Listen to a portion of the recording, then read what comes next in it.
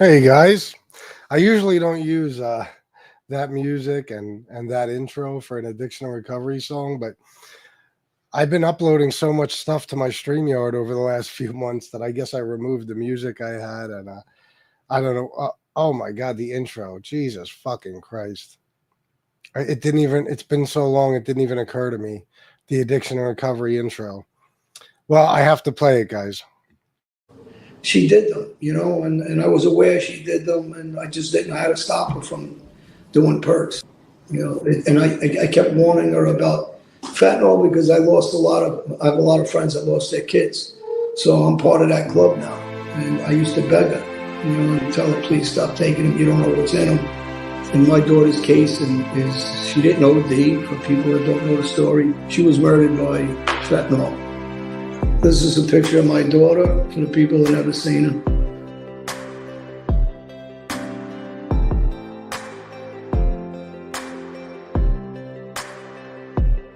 And I can't say it enough times. Do not accept anything from anyone you don't know, and even if you do know them, don't accept it unless you know what it is and where it's come from. And I would say at my worst, I was probably taking between 30, 35, sometimes maybe 40 a day. If anything, the way I look at it is like Sopranos saved me. When I would think like, man, what are you doing to yourself? It would be a lot easier for me to go like, stop doing this. Look at what your life could be, instead of what a lot of my friends were dealing with. And, I think it's 5 of my friends who I brought to the premieres of The Sopranos are dead now. I had my own battle with addiction as well. The Vicodin and Percocet, that was the thing. Never, I didn't do heroin, or it wasn't coke or anything else. It was Vicodin and Percocet. By 2005, I was a full-blown heroin addict and a crack cocaine addict. And even people with the worst kind of mental illness have a chance if they have the capacity to be honest with themselves. The reality is we've been lying to ourselves with every drink we put in our mouth, or every puff we take, or every pill that we pop, or whatever we're doing. And then we wonder why people get pissed off at us, but we don't see that it's what we're doing. It's not my mother, my father, my brother, my uncle, my sister. No, it's me too. The consequences are too severe for me. The damage I've done to my health, it's a fucking miracle. Nothing short of a miracle that I am still alive. So, if I can do it, any of you can do it. When people suffer from alcoholism or drug addiction, there must come a moment when your life totally crashes. For me, that moment came when the pain was too great and the consequences were too profound. Only then did I decide to change. Recovery and sobriety is all about change, and for me, it started when I woke up in a grimy hotel room in a shitty little town in Pennsylvania. And so, if you want a new life and start a new journey of a lifetime, you've come to the right place. You want to drink? That's your business. You want to stop drinking? That's our business. Welcome to Recovery Tube. Hey guys, all right, sorry about that. I had to. I can't believe I forgot all about it. It's been a while since we did one of those shows. And that guy who made that comment in here, that Gerald guy, you got 7 subs, bro. Yeah, I'm the cornball. Yeah, sure. Thanks for watching, douchebag. Sorry, I know it's an addiction and recovery show, but I still got to get at them every now and then. We don't have many people here. Sven, Miss Can't Be Wrong, Sal, Michael, we love you more. Hey now.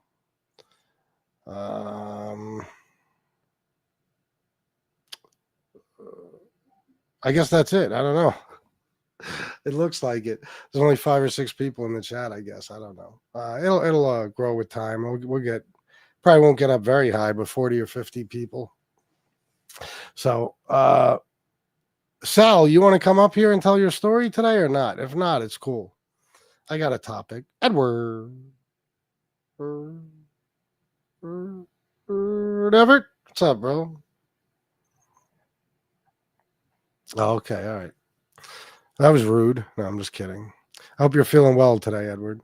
So I'm going to see what Sal says. You want to come on? Okay. You're going to tell your story? I just want to keep it to the addiction and recovery stuff, but I'm sure everybody would like to know how you're doing. We know you got out of rehab recently. Invite guest. Okay, yeah, let me know when you're ready. I wanted to talk today about trauma, guys. Just I'm curious, how many people, would say their addiction was caused by some traumatic event in their lives? Because they're, I don't know what's going on in my throat today. There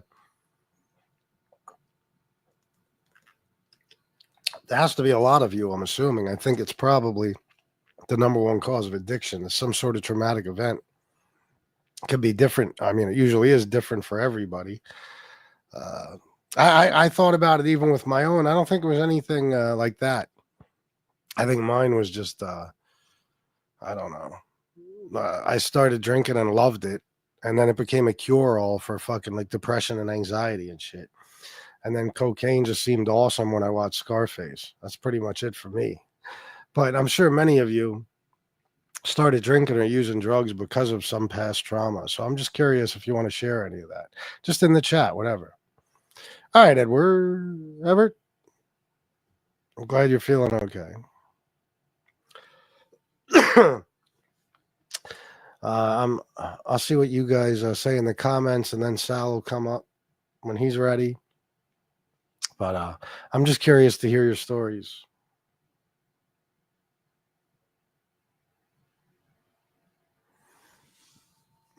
We got 24 people now. Listen, for addiction and recovery shows, it's how it is.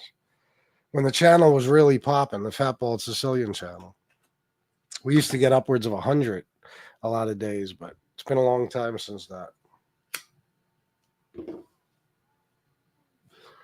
Viewership went down on all the channels. Nobody's answering me. Come on, guys. Sometimes I need your. This is why I don't do these shows, guys. I need some audience participation. I'm not a drug and alcohol counselor. You know what I mean? You guys got to help me out.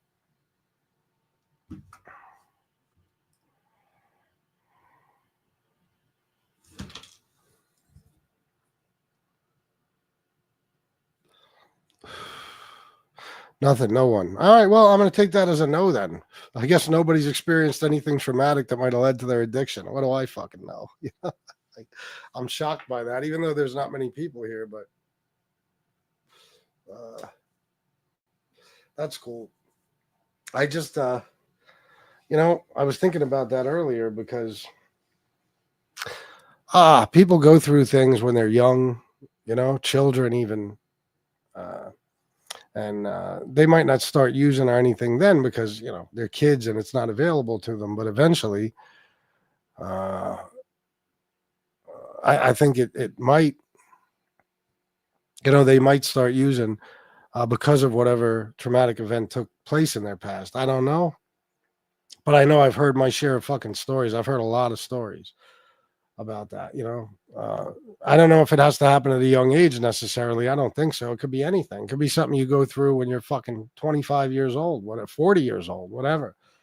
But I think for people that start young, like in their early to mid-teens, it might have something to do with something that took place when they were children,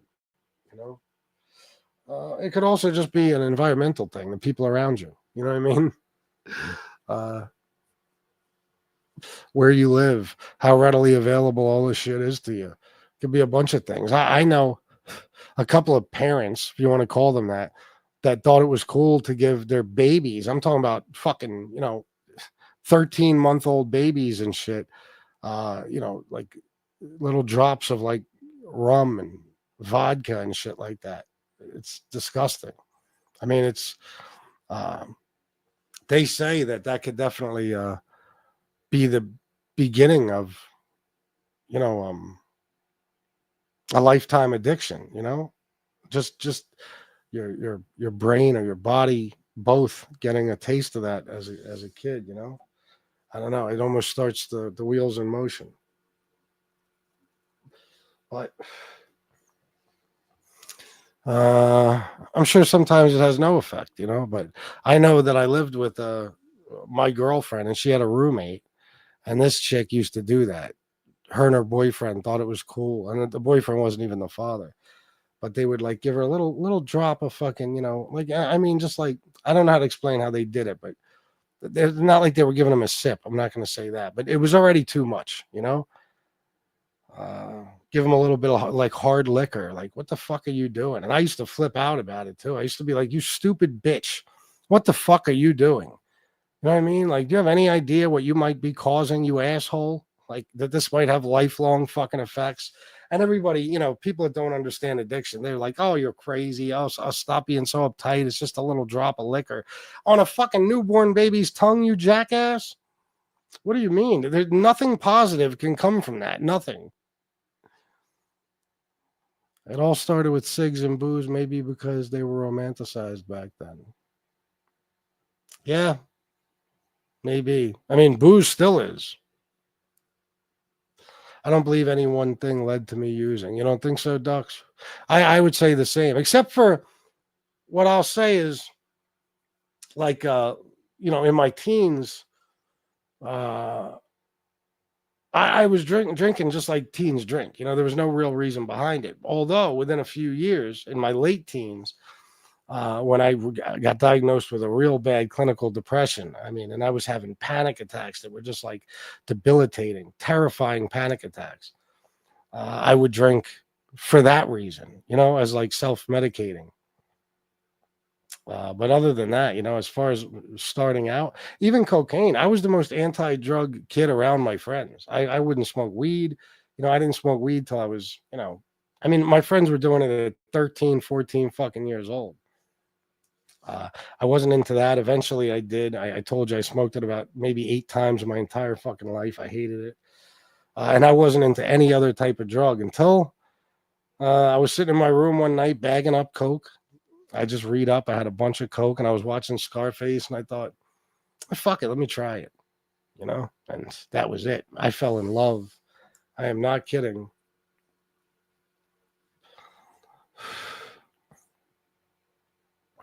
All right, Sal. Chris Capello, what's up, brother? We got 31 people now. Sally, hey. Yeah, I decided to do an addiction recovery show today, and I'm going to do a regular show after this. Ham Sammy, everyone told me to rub whiskey on my son's gums. I couldn't do it. We got things for him to chew on that you freeze work just as good. Yeah, that's like some early 1900 shit. You know what I mean? Like, I'm glad you didn't do it, bro. Most addictions are caused by their mothers and pregnancy, smoking and drinking back in the 60s, 70s. I never heard that. That might be true, but I never heard that. Never liked weed myself. Oh, it's horrible. I can't understand people that smoke weed. It's like you stink. You know what I mean? You're acting goofy. You got the munchies. You got cotton mouth. You look like an asshole. It's like, I was talking about this yesterday with the tattoo dude because, you know, he was telling me about like his situation, smoking a lot of weed and shit. And I was like, I said what I always say. I said, I think weed is possibly one of the strongest drug addictions anybody can have. I've never seen anything like it. I mean, it's nonstop. Potheads can't go a fucking hour without smoking weed. It's unbelievable. It's terrible. You know, I know people that can't eat without smoking weed. They can't sleep without smoking weed. They can't function without it. It's like, and then people are like, no, it's not a drug. Oh, no, not at all. Yeah, no, it's just something you need desperately. You're so mentally addicted that you can't stop under any circumstances. And then when you do, you're fucking miserable. It's a horrible thing. Now, don't get me wrong. I think a lot of people just smoke weed. They might smoke it once a day or something like that. That's whatever. You know, it's just like anything else, recreationally or just, you know, from time to time. Some people might just, you know, smoke some shit on the weekends. They go out with friends, get drunk, whatever. But real potheads, holy fuck, man. And the majority of potheads I've met are serious potheads. Yeah, fuck that. I hated weed till my back injury and all the surgeries I've undergone. My life had a different direction, so nope, nothing isn't natural, etc. The weed vapes now make it very easy to smoke. Oh, hell yeah. Weed does seem like the starting point for almost every person addicted. Almost every single one. Yeah. Yeah. And that's the thing is like, you hear that it's a gateway drug and so many people, push back on that and say, no, it's not, but it absolutely fucking is. Of course it is. It's the gateway drug. I think it's fair to say that and alcohol, you know, now, do a lot of people, millions of people smoke weed and do nothing else? Of course. But I'm saying, a lot of addictions to other things started out with somebody just smoking weed. I used to love weed, then nothing but panic attacks since I was 40. Can't touch it. Yeah, this guy yesterday was telling me the same thing. Panic attacks. I had one. It wasn't the last time I smoked weed. It was the second to last time I smoked weed. I had one that was so fucking bad that I like collapsed into a bathtub and it felt like somebody grabbed my heart and was ripping it out of my chest. And I had done a whole lot of coke that night. That's why I smoked, to try to calm down. And oh my God, I thought I was having a heart attack from the coke. I didn't realize it was a panic attack from the weed. The only other time after that I ever smoked weed was one night when I was living on Boundary Avenue. My neighbors, they were always outside and shit. And I was drinking. I was sitting on the porch drinking all night, talking to them and shit. And I was doing mad coke. I'd go in the house, do a couple lines, come back out, whatever. And then I ran out of alcohol and realized all the fucking stores were closed and they didn't have any.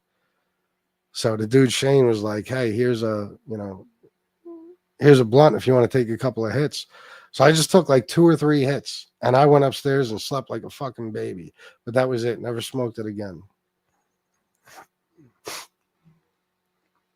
Oh yeah, ducks. Me too. I mean, I would say honestly, damn near everybody I know, damn near every single person I know. That's how it is. That's why. Why do you think like a lot of my friends are in my past? Because my white circle of friends were all drunks. They were. Don't get me wrong. They all worked. They had good fucking jobs. Great jobs in some cases. They all did well for themselves. They had families. But since we were fucking teenagers, they drank every single day at some point until they were shit-faced. So even as adults with jobs, that's what they would do. They would come home from work and just start drinking. They'd get drunk as fuck, pass out, then wake up the next day feeling like shit and go to work. And it's just everything they did involved drinking. Every single fucking thing. And I just couldn't, I didn't want to go back around that. It's like, how can you be around people when you're a recovering alcoholic that are constant drunks? Like I could be around people who drink. I don't give a fuck. But I'm talking about like if we go to dinner together or something like that. I don't want to be all the time around fucking people who are drunk. That's crazy. I can't stand it. I can't stand it. The smell of it. There was a dude at the skate park. That dude, Dennis, can tell you, the guy who comes in here every now and then. He was at the skate park like a few months ago. Bummy dude. And oh my God, he was so fucking lit. He was so fucking lit. And he was, just being around him, like the smell of it. He's 10 feet away from me. I could smell the liquor on his breath. Like it's right in my fucking face. Oh my God, I had to get away from the dude. And I told him straight up, I was like, bro, you fucking reek of liquor, bro. Just do me a favor and just stay over there or something. Just stay away from me. It's crazy. I'll bring you on in a sec, Sal. Let me just read some comments and shit.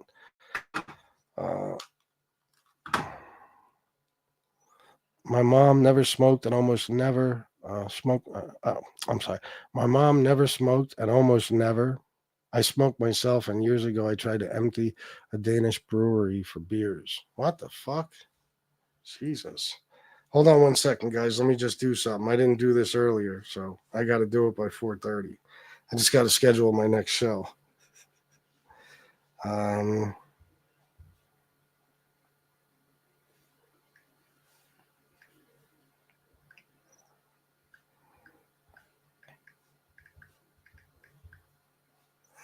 It's just not working.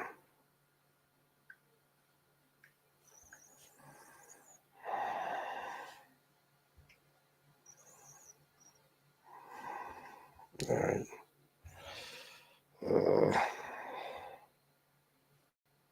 I put the wrong description on this video too. I totally fucked up. I got to change it later. I try to never put the description with my usual anything said or done is entertainment purposes and my donation shit. I usually put a different description in, but I fucked up today, so ignore that. I'm so used to just scheduling the regular shows now. All right.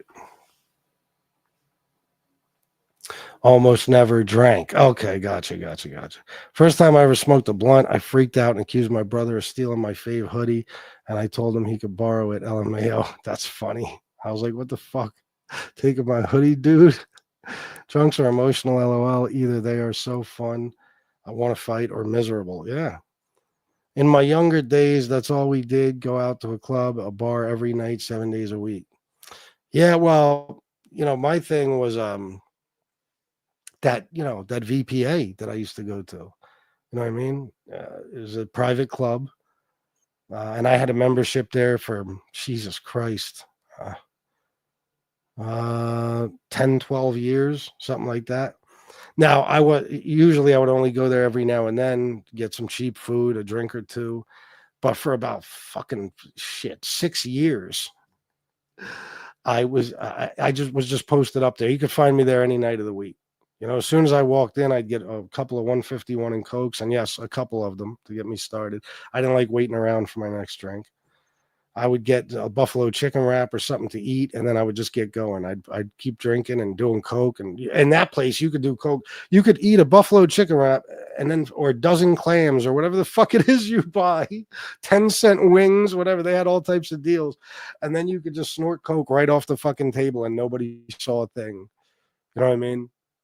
It was crazy. But we ducks, we would go out to bars and shit for like fights and MMA fights, boxing, shit like that, just to watch the fights. But I was never really into hanging out in regular bars. I never liked it. You know what I mean? My dad always told me that. Never hang out in bars. That's where all the trouble happens. And for the most part, he's right. But the place I was hanging out at was probably worse than those places. I mean, and it did get shut down because of a couple of people getting killed in there. So, that's that. I hate annoying drunks. Haven't drank in 12 years. And I used to bartend, drink all through my 20s. Well, that's good. You haven't drank. But once we hear your story, we might have to address some other issues. Oh, okay.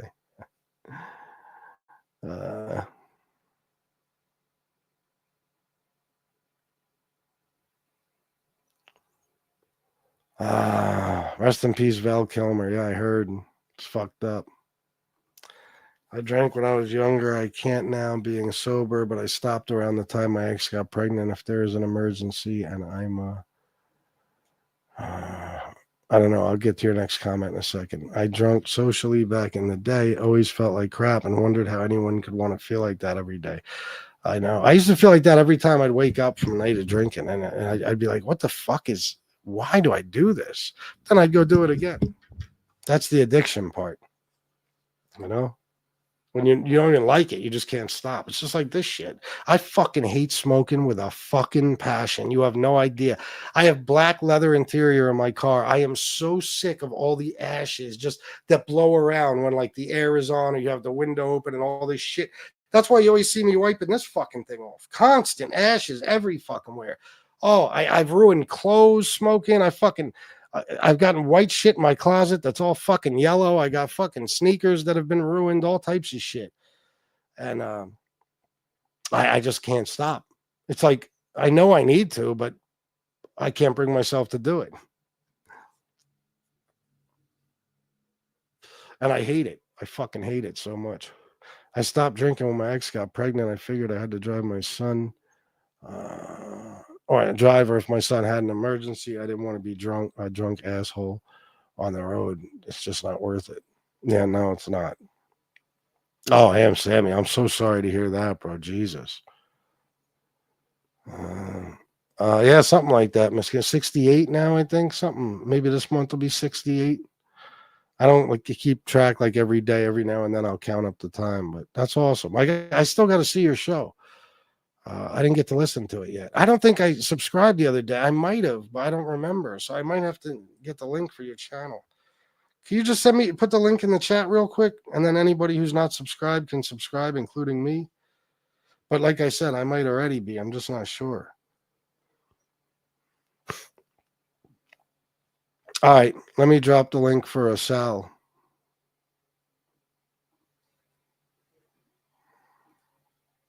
Let me just get this ready.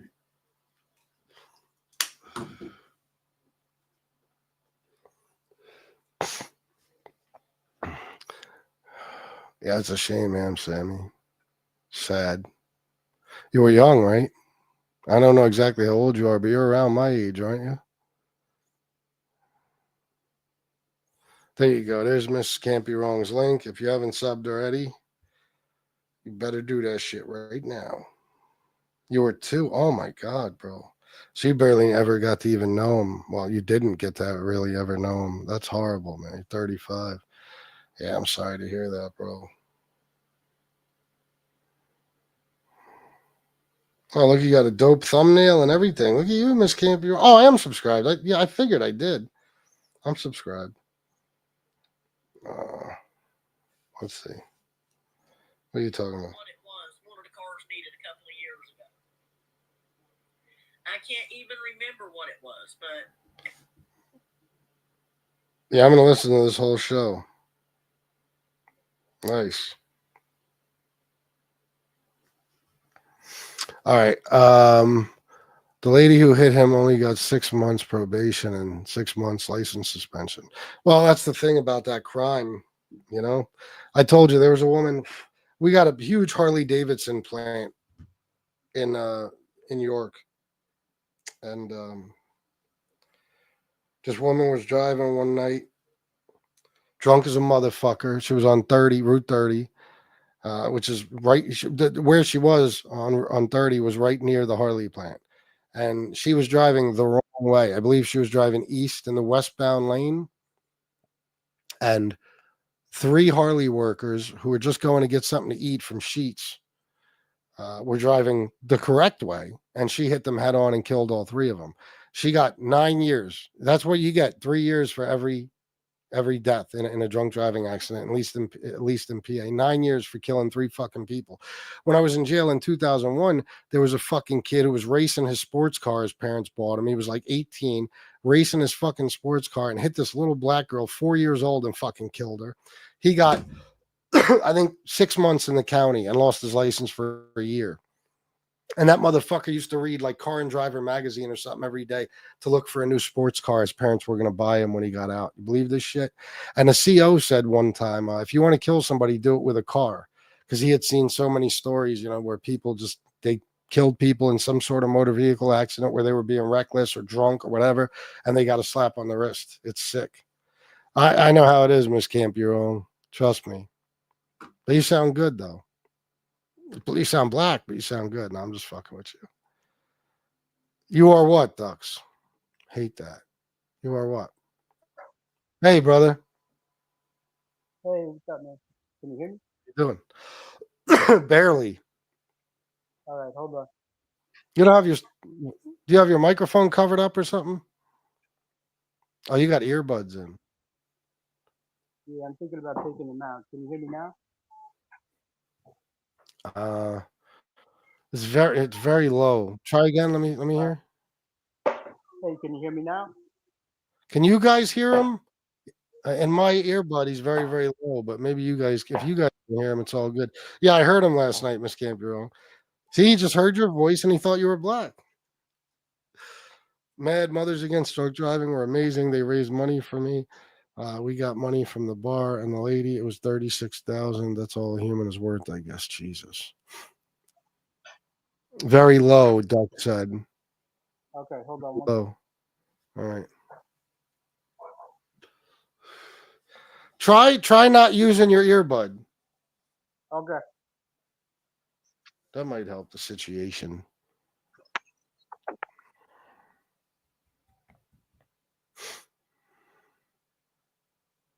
Hello? Yeah.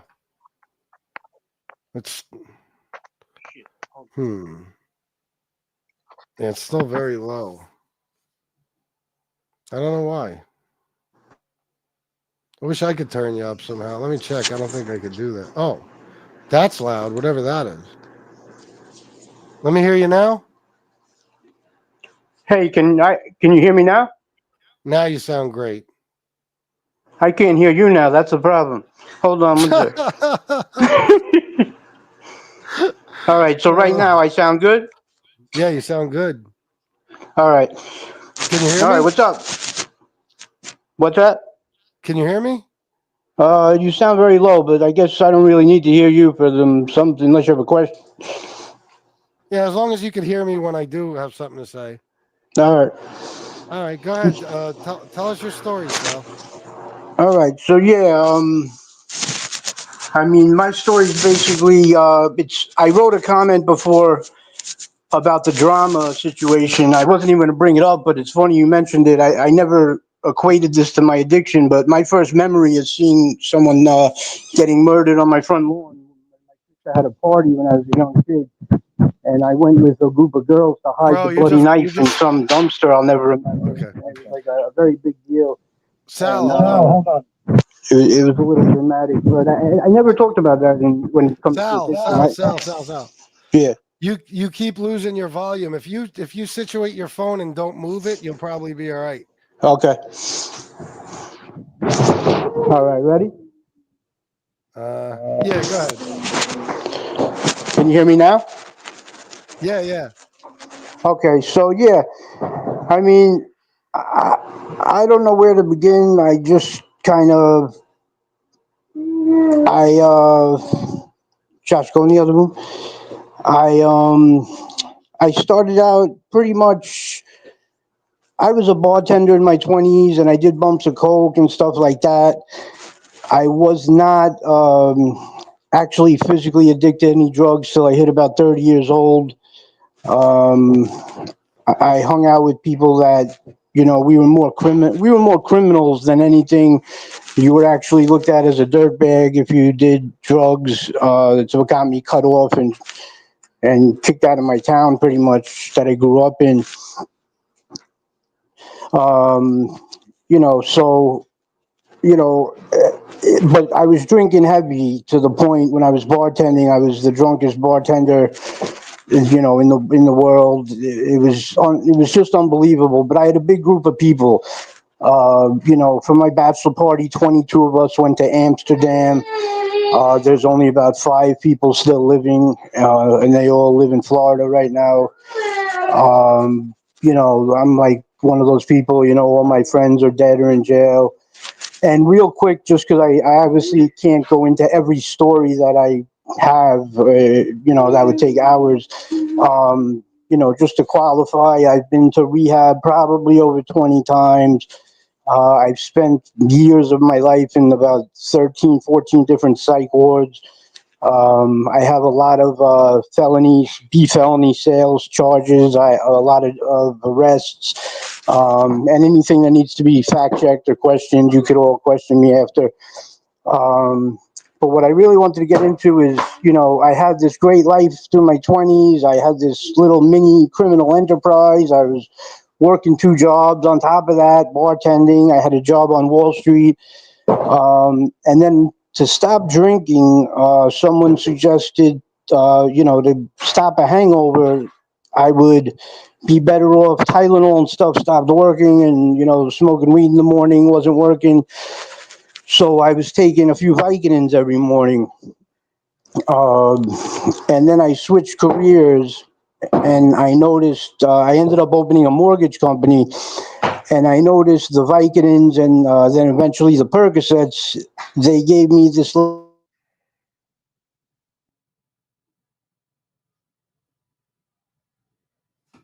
We lost it. Oh shit. Sal. Hey, bro. Sal. Seminars and morning meetings to pump up Shit. the football that I grew up with, and I would have to take, you know, I don't have his number, and I can't. Sal! And a very large Sal! to get and Fucking goddamn it. at my feet, Sal! Sal! Sal! Sal! Sal! Sal! Sal! Sal! one of the guys I work with, you know, he walked in. I don't know what to do. What do I do? I don't know what to do. Can you guys hear him? I can't hear him. I'll have to take them all for a meeting. They were lined up like that way. So I would just throw them in my mouth, take a swig, throw them out, and I would have to take 80 pills. This sucks. So he said, look, Sal! Sal!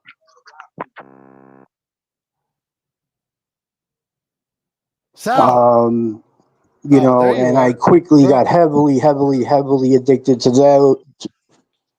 Yeah. Can you hear me? We couldn't hear you for like the last 3 minutes. We couldn't hear a word you were saying. Oh, hear me? Jesus. Hold on. All right. I can hear you. Can you hear me? I can hear you. Great. Yeah. But for a while there, your sound went away completely. Because I got to get away from my son. That's the problem now. All right. Hold on. Can you hear me now? Yeah. Yeah. All right. What was the last thing you heard? Oh, I'm not sure. I'm not sure, to be honest, bro. You were gone for quite You a few falling minutes. asleep? No, not at all. You were just gone for your sound was out for like 3 or 4 minutes. So I think you were Oh, talking a Jesus. little more about work. Basically, I got addicted to these things called Roxys, you know, those little 30 milligram blue pills, the Percocet, the, you know, Roxycodones, the Percocets without the aspirin. Can you hear me now just to check? Yeah, yep. We can hear Okay. you. So, you know, now I was all of a sudden in a business where I was having meetings with, you know, I would be in a room full, I would have meetings with owners of banks. I would have to do morning seminars to get these guys pumped to use the phone. I was handing out Roxys like they were candy. I was buying 100-pack every morning at back then $800. I know they go for like $2,500 100-pack now. But back in those days, we're talking about 2005, 6. And all I can tell you is it got so bad that, did you hear, well, first of all, did you hear the part about my, like, just where I told you about my arrests and psych wards and all that? Yes, we heard that. Okay. So the Roxy part got so bad and took such control of me, that basically, a little mini criminal enterprise with some crazy people, and I had money, I had the house, the white picket fence, the 4 dogs, you know, the cars, all of that took me 20 years to build. It took me about 3 months of a Roxy habit to lose it all. I needed about 15 Roxys to get from my bed to my shower every morning. When I woke up, I would have to open my drawer just to get out of bed. I was so unmovable. Then I would need 10 more to get to the shower, to my car. And then by the time I got to my office to do the meetings, I would need like 30. I mean, I was easily taking, you know, I'd say about 80 of those blue Roxys a day at my worst, you know. It was just, once the opiates got a hold of me, you know, I was able to function and have a job and control myself. Not that I'm saying that's good, you know, when I was a drunk bartender and doing bumps of coke. But, you know, once I hit the opiates, it was over. Unfortunately, you know, there's a lot of bad stories that went with that. Friends started dying. You know, one of my best friends, who I named my son after, died from heroin that, you know, he got from, you know, from me, unfortunately. And, you know, and I'll get into how the heroin came in a minute, but I ended up catching a B felony sale charge. of those Roxys, because I had to eventually just sell drugs just to maintain at this point. I basically got the equivalent of, like, in the mob world, shelved. I got pretty much chased out of my town. I was robbing every person I knew. And these were pretty crazy people. Even the ones that I grew up with were telling me, you got to, get out of here and get help. And I just wasn't listening. I was in such denial. I was in such just complete denial.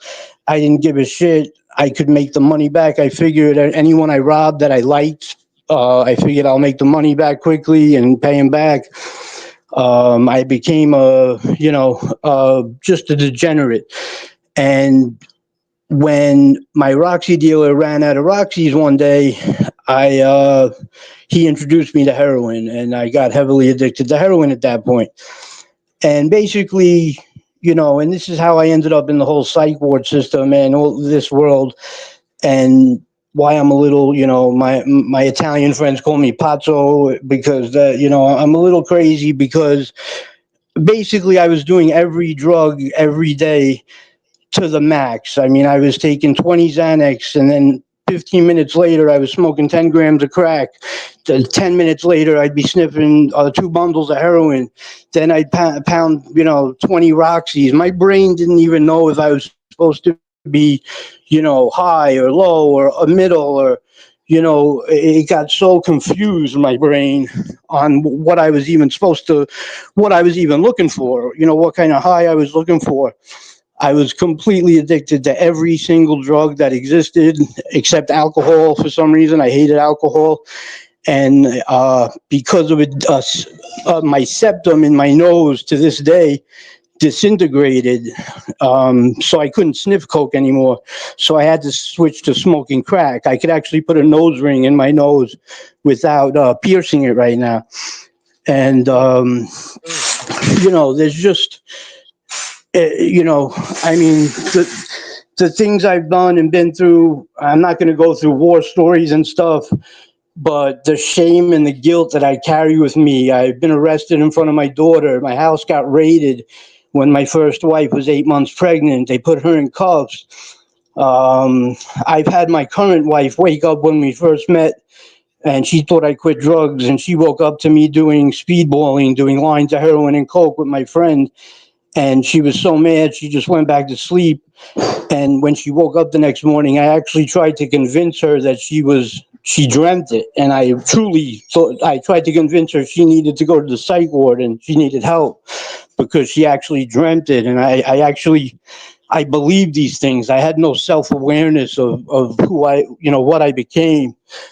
And I mean, it's just so much shame and guilt, especially when it comes to my daughter and my family, because I've had accomplishments in my life, but, they're all overshadowed by the, even for a drug addict, in a typical NA room or something, I don't wear this as a badge of honor or anything, but even for a typical addict, I just became extra. I was just like, a complete freaking lunatic. And I mean, I don't even, I'm too ashamed and guilty. I still can't address, certain things that I've been through and that I've done to people. I'm not even close to ready for that.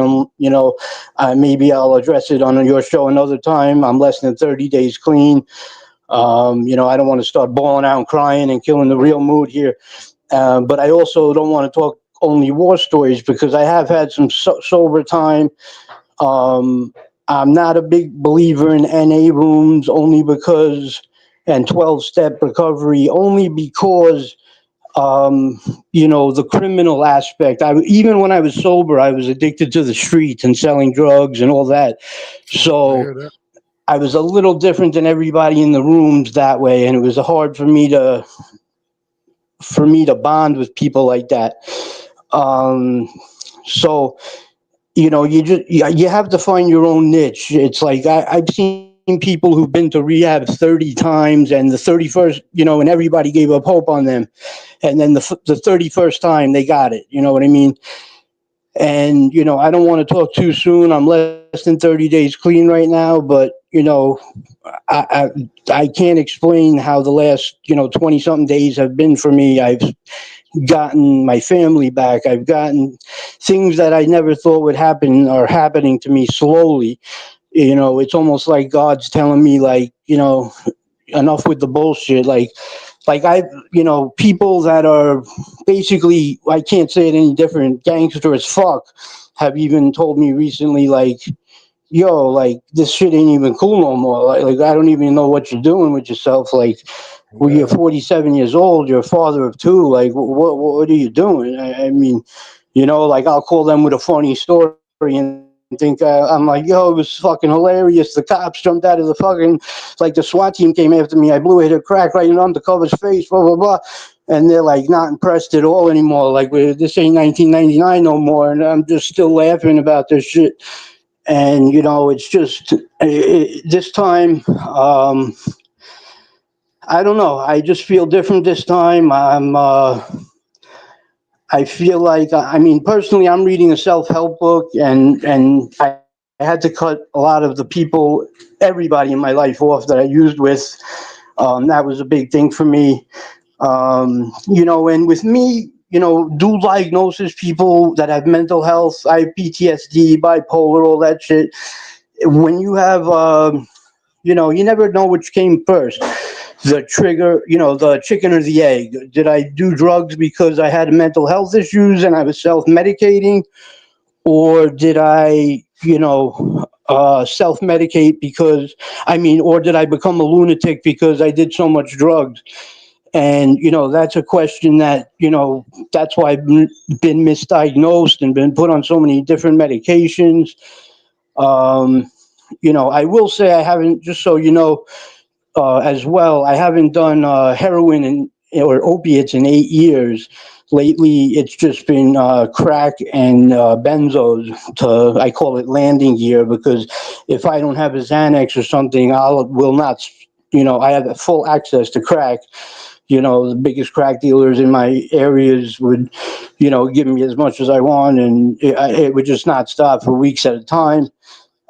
Even my wife now used to say, if you're going to fuck me over and go get high, like, just run out for an hour and get high and come home. Like, I was the kind of guy that would be like, I'm running to 7-Eleven, babe. And, like, no one would hear from me for like 6 weeks. And it's just so humiliating that I'm still pulling that shit. Like, I did that shit like 2 months ago, like, literally. And, I don't even know out of all the crazy people I know, anyone that does shit like that. So, it's just, I don't know where, I don't even know, how to help anyone with when it comes to experience, strength, and hope type thing. Like, all I really have is war stories, which I know people don't like, so I don't get too deep into them. But at the same time, I am doing it this time. I do feel good about myself this time. And I have had clean time. Like I said, I've been on parole and probation many times where I've had to stay sober. This time, I'm not being forced to on that level. But, I've gotten my real estate license. I've graduated valedictorian from culinary school. I've owned businesses. Right. But all that anyone will remember me for, if I don't change my legacy for, is being that psycho drug addict lunatic from Oceanside. And, and that's just, something I want to change. My daughter is now a freshman in high school. I have a 9-year-old nonverbal autistic child that needs my help. And I have to change. And shows like these really help me out a lot. Like I said, there's so many stories I could get into, and all that stuff, and so much trauma that I could address, but I don't think it's really about that. I think it's about, you have to be so careful. Here's the other thing, the amount of people that died on my watch. I already told you my best friend, I was blamed for his murder. My son is named after him. There was a point in the late 90s, you can Google some names, whatever. If I give them to you, people were starting to get murdered. My crew really started thinking they were like gangsters. They were robbing anyone who was selling drugs because they became junkies. So people actually started getting killed, not just overdosed. Then, and then, towards the mid 2000s, it was all overdoses. My brother hung himself in my basement right after we got back from Amsterdam. A bunch of people, my high school sweetheart for 8 years, she was murdered by her husband in Astoria, Queens. Her name was Tara Hawes, Hawes. If anyone wants to Google that, she was my first love, and I was told by her parents Where to are you watch from, out for her Sal? little brother and all her friends. You what? Where are you from? Where do you live? I'm from Oceanside, Long Island, Nassau County. Okay. All right, go ahead. I'm sorry.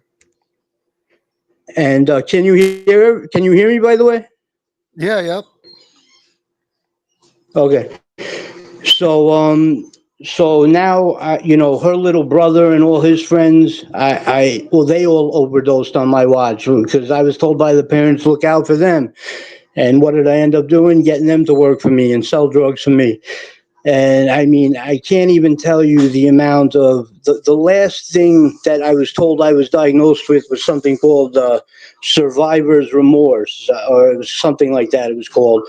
I know it was the Survivor's same guilt. name as a guy named Benny the Butcher has a song called that, and it was it's because like I should be so dead. On top of this, the last time I went to a doctor, my I know I have a similar. I'm in heart failure, like like similar to you, FBS.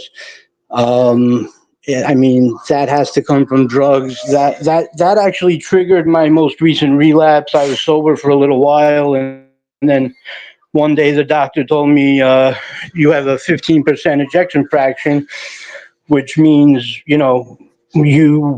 there was no cure for the only option I had was a heart transplant because they can't put stents in my heart because I have no clogged arteries. So I have something called cardiomyopathy, and Me too. I don't qualify for a heart transplant with my drug history and all that, I'm sure. Um, and that kind I don't know. I don't really know what else to say, but just too many people died on my watch, and I'm carrying so much guilt and shame. My first wife caught me when I was on top of the world, living like a king in New York, and I still have nothing but love for her and her new husband because they raised a beautiful daughter of mine that's a freshman in high school now. And my current wife met me when I was on the bottom with nothing to offer, literally on the bottom. I had the clothes on my back. And we got together, and we have a beautiful 9-year-old son. That's where I live with right now. And, I know they say to do it for yourself, but this one's for them. I owe it to them to stick around. I actually somehow, by God's grace, when I say I've been given these little rewards in the last less than 30 days, my ejection fraction as of my last echocardiogram 3 days ago went up to 50%, which is amazing for me. It hasn't been that high since I was diagnosed. And that's just from a month of not doing anything. So, I don't even know, that was like God telling me something like, yo, fine, if this is what you need, asshole. I mean, I've died so many times. I've had cops wake me up at bus stops, kicking me on the ground, running my pockets, by the way, and finding shit, because people were saying there was a dead body on the side of the road because I'd pass out waiting for a bus. Shit like that was happening to me on a regular basis. I can't even go into the amount of stories like that I have. Where cops are literally waking me up. I totaled 3 cars, where I should be dead. And, I think I'm just for this time, I'll get it. If anyone wants to hear the rest of my story, I'll come back on another time, but I think I'm going to just leave it off there for now. And, just tell anyone to stay away from opiates and all drugs. And, I don't really, know what else to say, but shows like this really helped me out so much. I can't even tell you, because hearing people's stories and talking to people who understand it's therapy for me. But unfortunately, the NA groups and the 12-step groups in my neighborhood are more like high school drama. You know, it's just not something that helps me. These kind of things help me.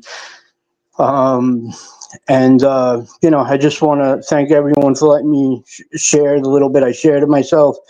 And, you know, that was probably the most I've ever told anyone about my past in a very long time. And, you know, I just, you know, there's just, you know, I know I'm going to get off of this and be like, oh, I wish I said this. This might have helped somebody if I said this. Or, you know, it's just if you're struggling, don't be in denial, man, and just don't be ashamed, and just, you know, hold your head up high when you walk into that place and get help, because the person sitting in that bed next to you, or the person even on the phone interviewing your intake at these places, guess what? They've done everything you've done and worse. 90% of the people who've tried to help me, and, you know, counselor-wise, and that way they've all been addicts, and some of them been very strict criminal addicts. My most recent rehab I just got out of, my counselor got shot 11 times. He was a Bronx gangster. He has a fake leg. You know, so me and him bonded a lot. That helped me. That's all. I'm just going to leave it for there. If anyone has any questions for me, you know, I'll stay on. If you want me to get off, I'll get off. No. Thank you, on. FPS. Yeah, no, definitely. Listen, can you hear me? Yeah, I Can can you hear hear you. me? All right. So listen, if Yeah, all I that might just have to put the phone to my ear so you might not see my face. okay. So if all that good stuff happened in just over 20 days, imagine how much better things will get with more time, you know? Exactly. I feel like that's what I'm being told.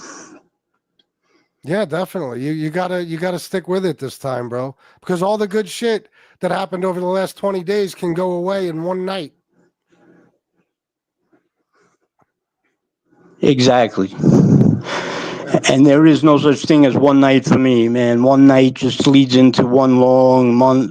You know, 2 months to me is one long night, and it's just ridiculous. And it's time to just grow up. And it's the 26-year-old me. If he saw what I turned out to be like, he'd fucking be disgusted. But you know what?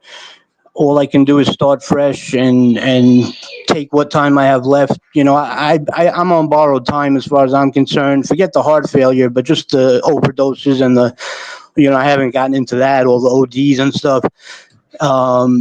You know, I'm on borrowed time. I'm lucky to be alive, and I think the rest of my life I'd like to do something positive with it.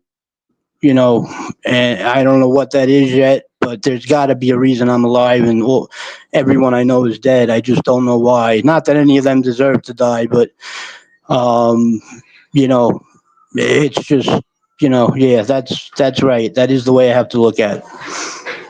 Yeah, no, definitely. Can you see any of the comments, Sal? I haven't been able to see any of the.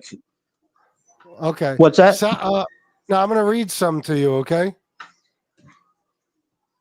Yeah, I haven't been able to see any of the comments. I was just about to tell you that. All right, so I'm gonna read some of them to you. Casey Robinson Thank you. said, "Yep." Casey Robinson said, "Don't worry about getting a long stretch of sobriety. Just keep it one day at a time, 1 hour at a time, even."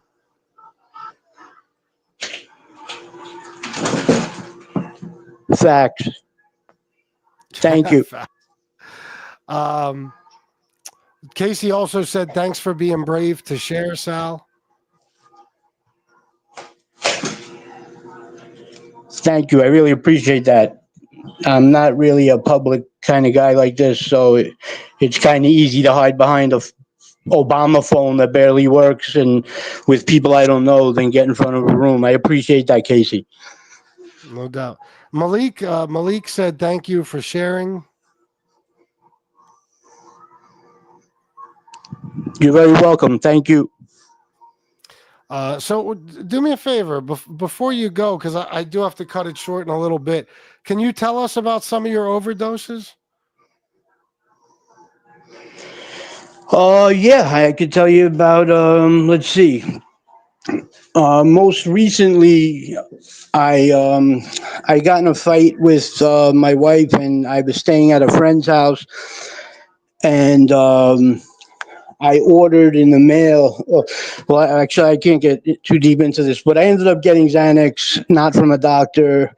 Um, and because like I said, I need landing gear when I smoke, so I have to have Xanax or something to calm down.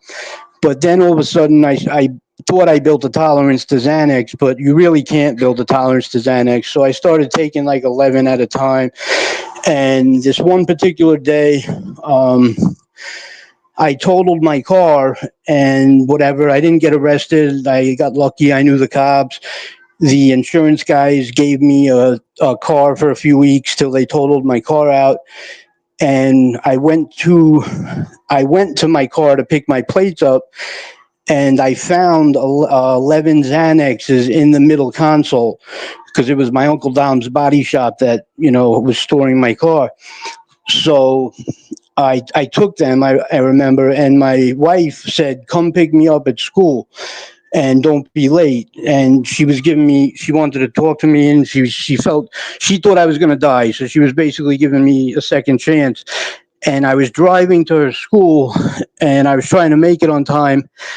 And I remember her calling me going, where are you? And I said, I'm here. Are you at the B or the C building? And she's like, where are you? And I actually went to her old school, and I was so high I didn't even know like that I forgot she goes to a new school, a graduate school now for years. And I went to the community school she used to go to. And that led to her not, letting me back. So I went back to the guy's house. He said to me, look, listen, Sal, I've been letting you stay here. I'm going to pick up a girl. Do me a favor and vacuum my room while I'm gone. I'll throw you a little something when I get back.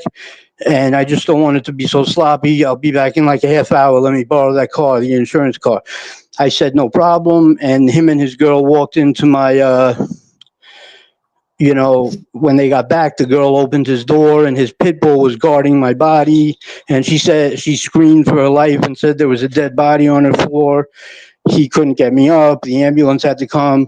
Now that was not a Narcan situation or anything like that, because it was benzos and stuff. They did more of a pumping your stomach and that kind of stuff. But I've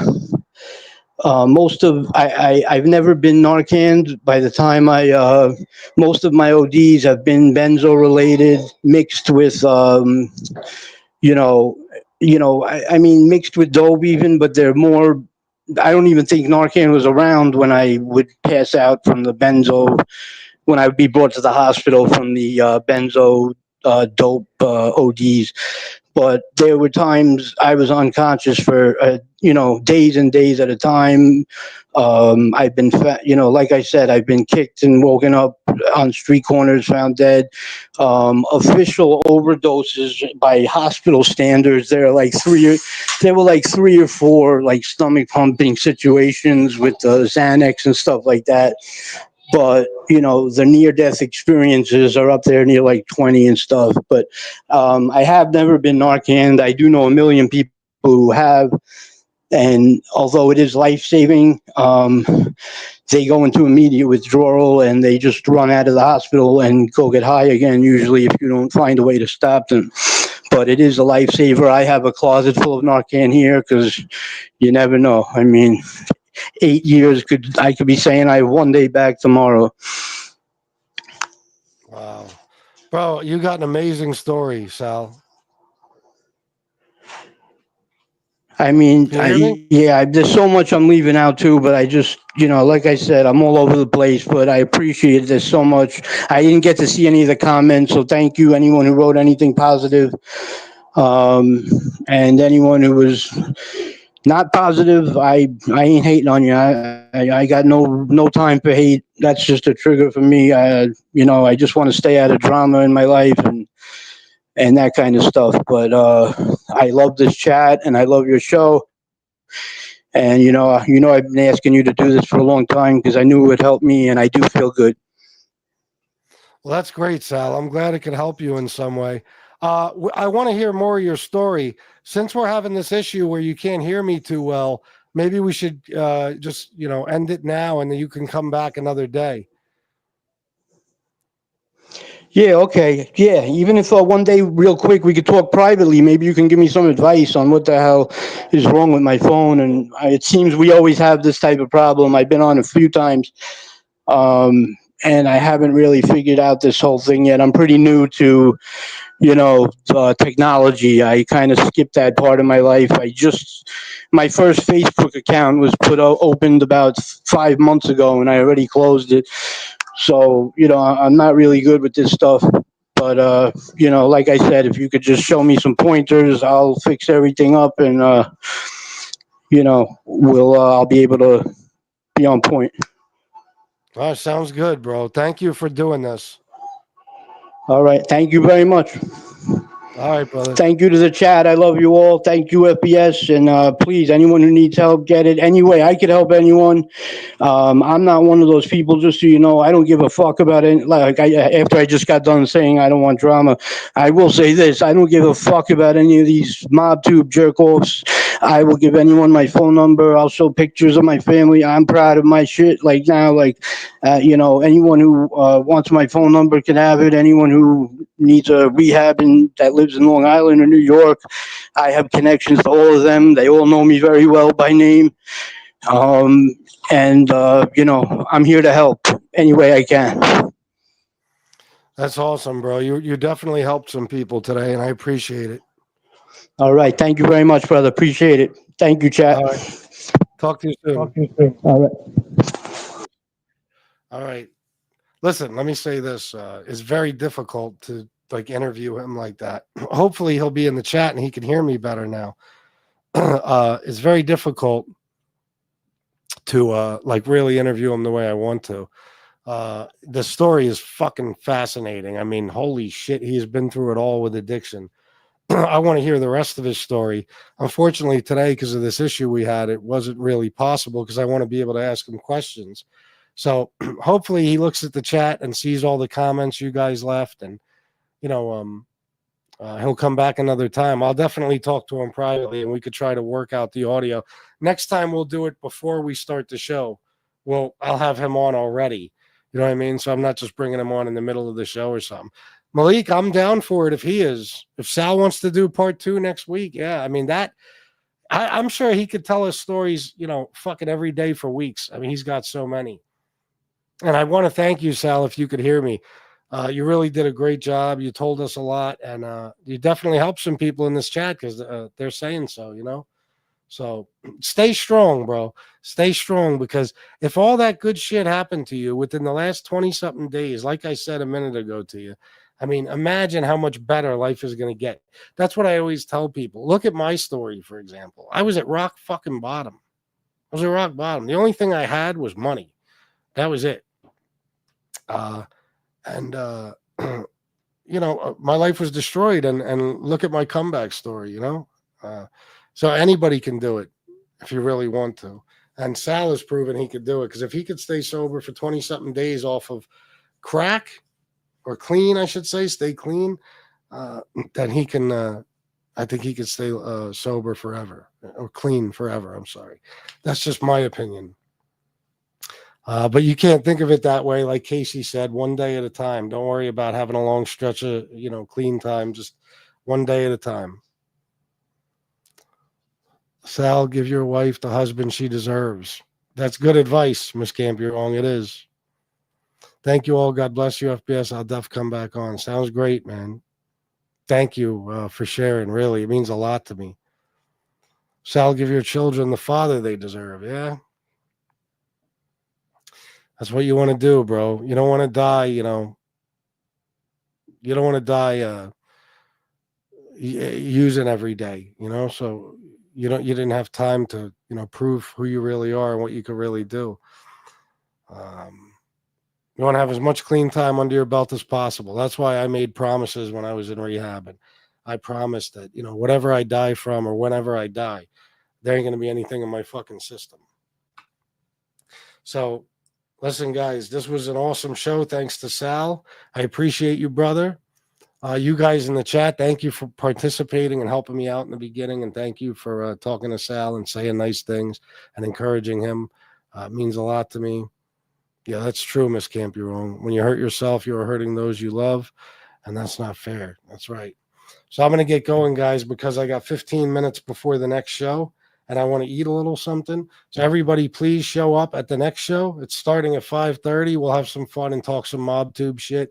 And guys, think of some stuff to tell me. You know, whatever took place today, anything interesting I need to know, let me know in the next show when I start it. All right, guys, I'm out of here. Listen, write down these numbers: National Addiction Hotline, Suicide and Crisis Lifeline, and go to nextdistro.org and get your free Narcan. You never know. You might be able to save a life one day. You know, it's worth having. That's it, guys. I love you all. And until next time, salute.